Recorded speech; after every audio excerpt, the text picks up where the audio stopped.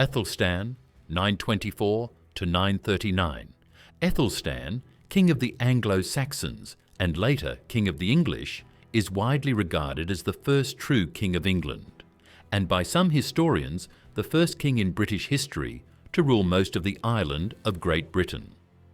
He united the various Anglo-Saxon kingdoms, Wessex, Mercia and Northumbria, and claimed overlordship of Wales and parts of Scotland. His military victory at the Battle of Brunanburh, 937, was one of the most important in early English history and marked the birth of a unified English identity. Edmund I, 939 to 946. After the death of his half-brother Ethelstan, Edmund I took on the challenge of defending and consolidating the young English kingdom. He reclaimed territories lost to Viking influence and worked to stabilise the north. Though his reign was promising, it ended suddenly when he was killed during a feast at just 25 years old. Edred, 946-955. Edred continued his brother Edmund's mission of securing a united England, successfully bringing Northumbria under firm control. Despite suffering from a serious illness throughout his reign, he ruled with the help of strong advisors and church leaders. His quiet strength helped preserve unity in a still fragile kingdom. Eadwig, 955 to 959. Eadwig came to the throne as a teenager and quickly clashed with the church and powerful nobles. His personal decisions, including a controversial marriage, led to deep divisions in the realm. Eventually, the kingdom was split between him and his brother, showing the limits of his authority. Edgar the Peaceful, 959 to 975. Edgar reunited the kingdom after years of division and became one of the most admired early English kings. His reign was marked by peace, prosperity, and close cooperation with the church, especially in supporting monastic reform. His ceremonial coronation set the pattern for royal tradition that continues in Britain to this day. Edward the Martyr, 975 to 978. Edward the Martyr became king as a teenager after the death of his father, Edgar the Peaceful. Though young and inexperienced, he had strong support from the church, but powerful nobles opposed him, likely due to court rivalries. His reign ended suddenly when he was assassinated, and he was later remembered as a martyr and saint. Ethelred the Unready, 978 to 1016. Ethelred, known to history as the Unready, inherited the throne at just 10 years old. His long reign was marked by constant Viking raids and poor political decisions, including the infamous St. Brice's Day massacre. Despite efforts to buy peace through heavy taxation, his rule ended in chaos and invasion. Swine Forkbeard, 1013 till 1014. Swine Forkbeard, king of Denmark, invaded England and forced Ethelred into exile. He was declared king of England, but ruled for only a few weeks before dying suddenly. Though short-lived, his victory marked the first time a Scandinavian ruler sat on the English throne. Edmund Ironside, 1016. Edmund Ironside, son of Ethelred, refused to surrender England to Danish rule without a fight. He led several fierce battles against Swine's son, Snut, and earned his nickname for bravery. In the end, the kingdom was divided, but Edmund died soon after, and full control passed to the Danes. Knoot the Great, 1016 to 1035. Knoot was a Danish prince who became King of England after defeating Edmund Ironside. Though he came as a conqueror, he ruled wisely and won the respect of both Danes and Anglo-Saxons. His reign brought peace, stability, and integration between the two cultures, creating what some called a North Sea empire. Harold I, Harefoot, 1035-1040. Harold Harefoot took the throne after Knoot's death, while his half-brother Harthacnut was delayed in Denmark. His reign was marked by tension and rivalry, and his legitimacy was questioned by many. Though he ruled for only 5 years, he managed to maintain control during a turbulent time. Harthacnut, ruling from 1040 to 1042. Harthacnut finally arrived in England after Harold's death and took the crown as Knoot's rightful heir. His rule was short and unpopular, mostly remembered for heavy taxation and political purges. When he died suddenly at a wedding feast, Danish rule in England came to an end. Edward the Confessor, 1042 to 1066. Edward, son of Ethelred the Unready, returned from exile to become king and restore the House of Wessex. A deeply religious man, he focused more on prayer and building Westminster Abbey than on ruling directly. His death without an heir triggered a fierce succession crisis that would change English history forever. Harold II, Godwinson, 1066. Harold Godwinson was chosen king by the English nobles after Edward's death and quickly proved himself a capable leader. He won a major battle against a Norwegian invasion, only to fall just weeks later at Hastings to William of Normandy. His death marked the end of Anglo-Saxon rule in England. William I, the Conqueror, 1066 to 1087. William I, also known as William the Conqueror, became King of England after defeating Harold Godwinson at the Battle of Hastings in 1066. His victory marked the beginning of Norman rule in England, fundamentally transforming English culture, language, and governance. He commissioned the Domesday Book, a detailed survey of his kingdom's lands and resources, to improve tax collection and control. William established a strong centralised monarchy by redistributing land to his Norman supporters and building castles across the country to secure his power. He is often regarded as the founder of the British monarchy as we know it today, because he introduced feudalism, strengthened royal authority, laid the foundations for modern English governance, and because every monarch since 1066 can trace their ancestry back to him, including the current king, Charles III. William II, Rufus, 1087 to 1100. William II, known as Rufus because of his red complexion, was the son of William the Conqueror. His reign was marked by conflict with the Church, particularly with Archbishop Anselm, and by heavy taxation to fund his military campaigns. He maintained control over Normandy and put down several rebellions by nobles. William II died mysteriously in a hunting accident in the New Forest in 1100, and many believe he may have been murdered. Henry I, 1100 to 1135. Henry I was the youngest son of William the Conqueror and succeeded his brother William II. He was known for his administrative reforms and issued the Charter of Liberties, a precursor to the Magna Carta, which aimed to limit royal power and protect barons and church rights. Henry strengthened the justice system and expanded the use of royal courts. His only legitimate son died in the White Ship disaster, leading to a succession crisis after his death and eventually the civil war known as the Anarchy. Stephen of Blois, 1135 to 1154. Stephen of Blois was the nephew of Henry I and claimed the English throne after Henry's death, despite Henry having named his daughter Matilda as his heir.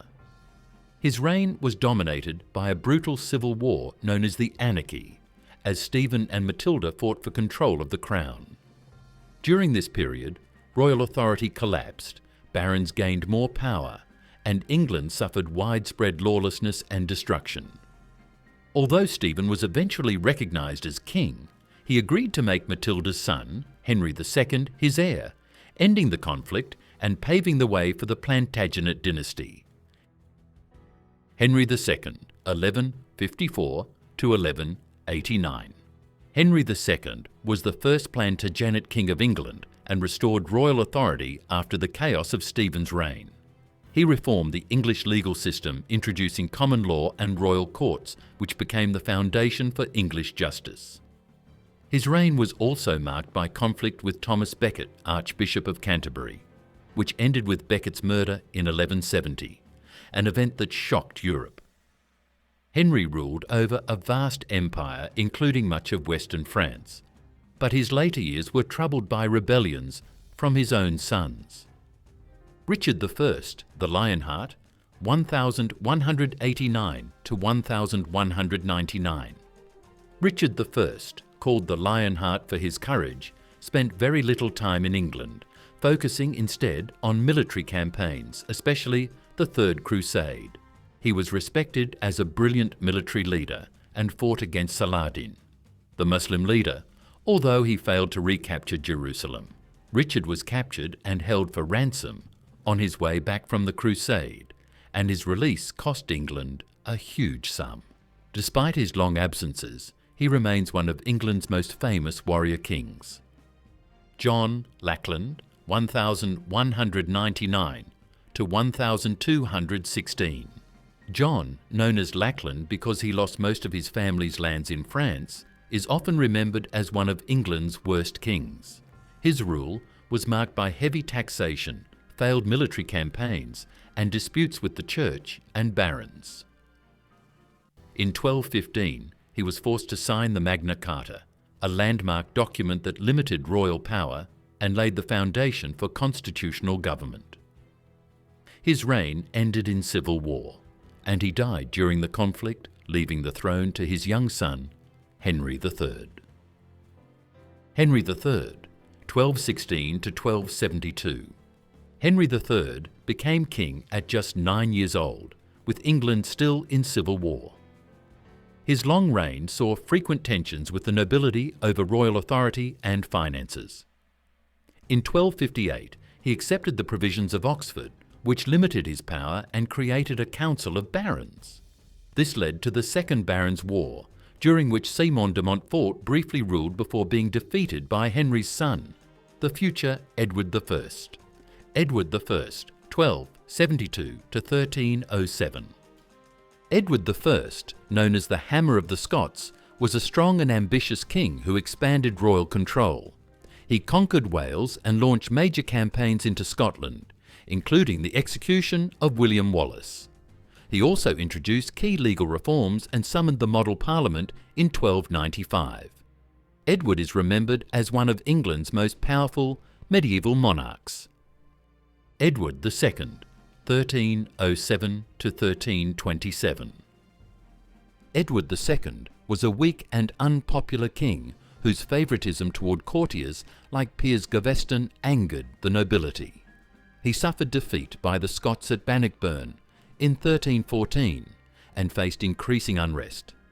Eventually, his wife Isabella and her ally Roger Mortimer led a rebellion, deposing him in 1327.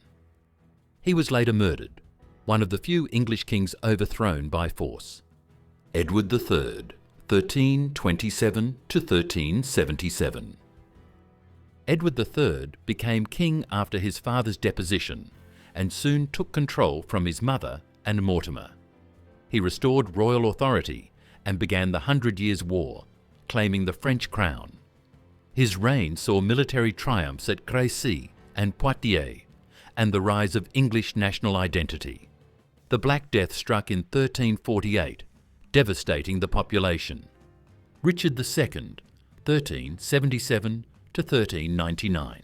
Richard II became king at age 10 and faced the Peasants' Revolt in 1381, which he put down by deceitfully promising reforms. As he grew older, he ruled more autocratically, surrounding himself with favourites and alienating the nobility. His lavish spending and disregard for traditional governance led to growing opposition.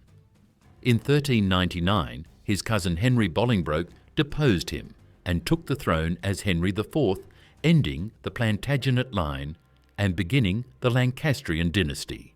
Henry IV, 1399 to 1413. Henry IV became king after deposing his cousin Richard II, marking the start of the Lancastrian dynasty. His reign was troubled by rebellions, including the famous Percy Rebellion, led by Henry Hotspur Percy. Henry struggled with poor health and political instability, but he managed to maintain the crown and pass it peacefully to his son. He was the first English king since the Norman conquest, whose native language was English rather than French. Henry V 1413 to 1422. Henry V is remembered as one of England's greatest warrior kings.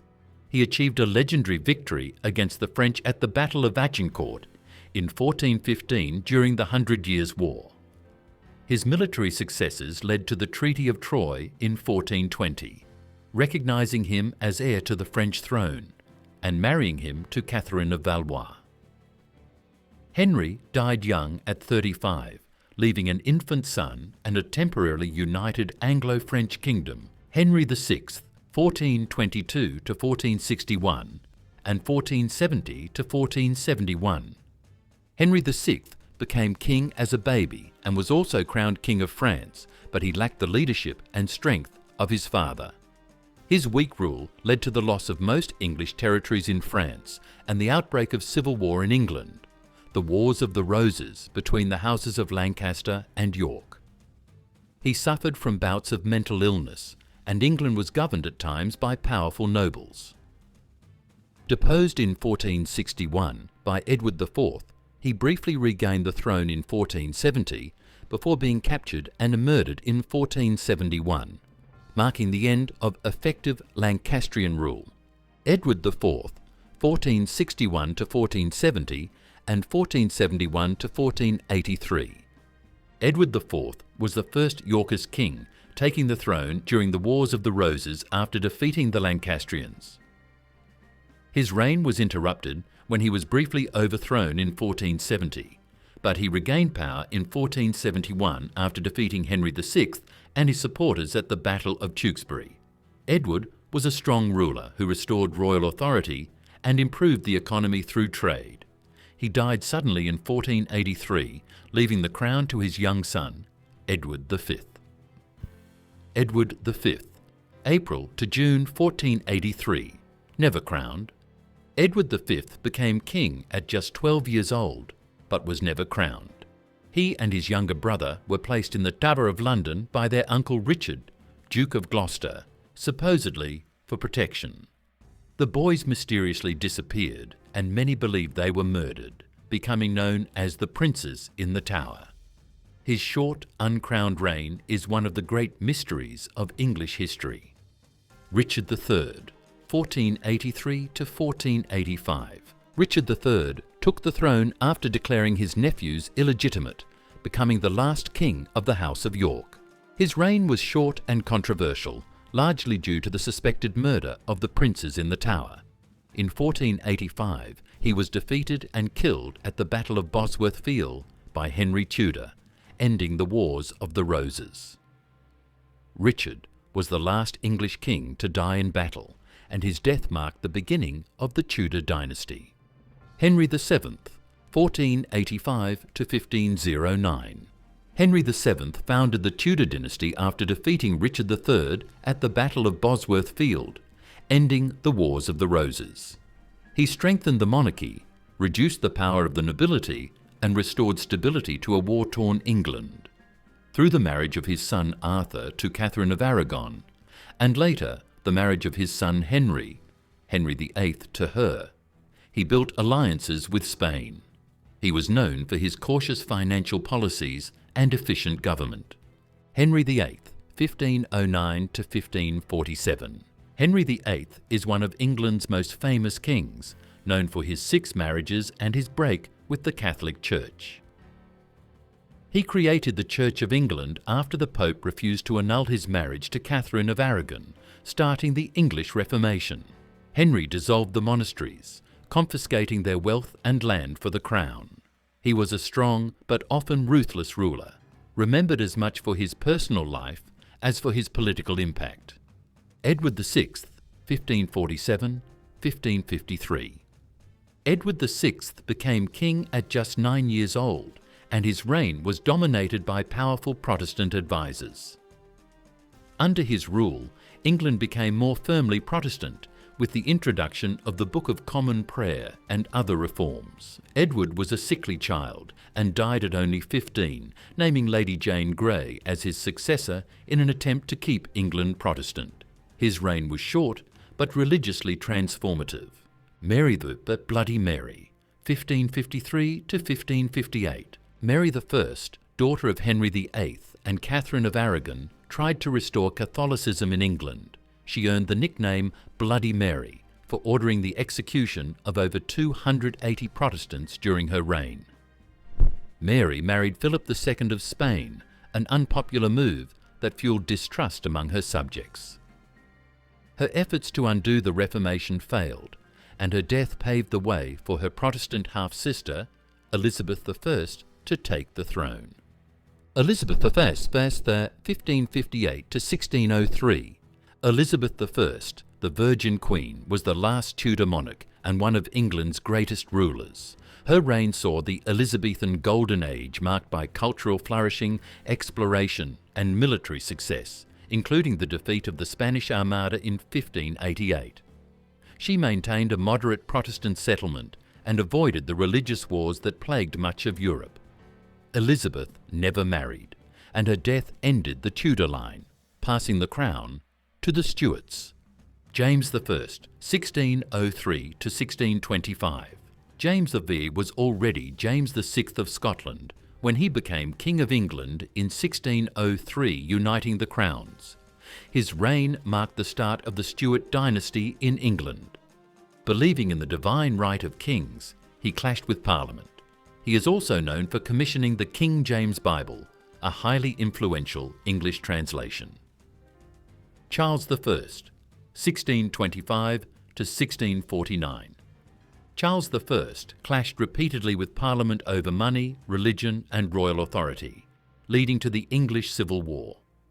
He was defeated by parliamentarian forces led by Oliver Cromwell and executed in 1649, the first English monarch put on trial and executed by his people. This ended the monarchy and led to the interregnum, 1649 to 1660, a republican period under the Commonwealth. Charles II, 1660 to 1685. Charles II was restored to the throne in 1660 in what became known as the Restoration. Though ruling as king again, he was more cautious with Parliament, having learned from his father's fate. His reign saw major events like the Great Plague, 1665, and the Great Fire of London, 1666. His return ended the interregnum and restored the monarchy after 11 years. James II, 1685 to 1688. James II, a Catholic monarch in a Protestant country, quickly alienated the political elite by promoting Catholics and ruling without Parliament. His attempts to reintroduce Catholicism led to fears of absolutism. In 1688, he was overthrown in the Glorious Revolution by his daughter Mary and her husband William of Orange. William III and Mary II, 1689 to 1694. Then William III alone, 1694 to 1702. William and Mary came to the throne after James II was deposed. They accepted the Bill of Rights, establishing a constitutional monarchy and strengthening Parliament. After Mary's death, William ruled alone, continuing conflicts in Europe like the War of the Grand Alliance.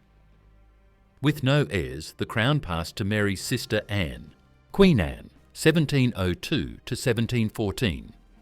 Anne was the last Stuart monarch and oversaw the unification of England and Scotland into Great Britain in 1707. Her reign saw the growth of cabinet government and England's role in the War of the Spanish Succession.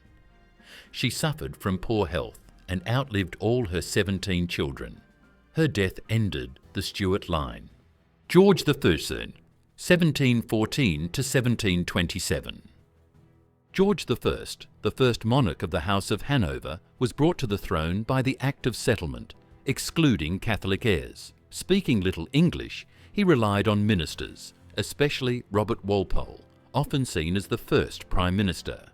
His limited political involvement strengthened the constitutional monarchy.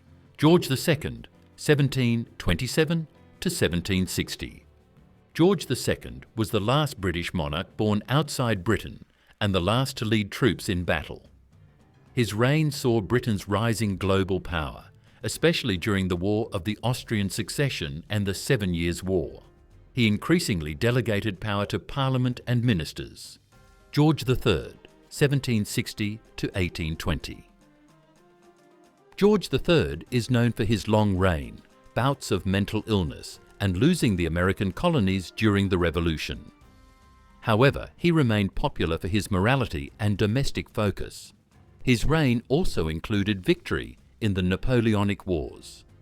From 1811, his son ruled as Prince Regent due to his illness.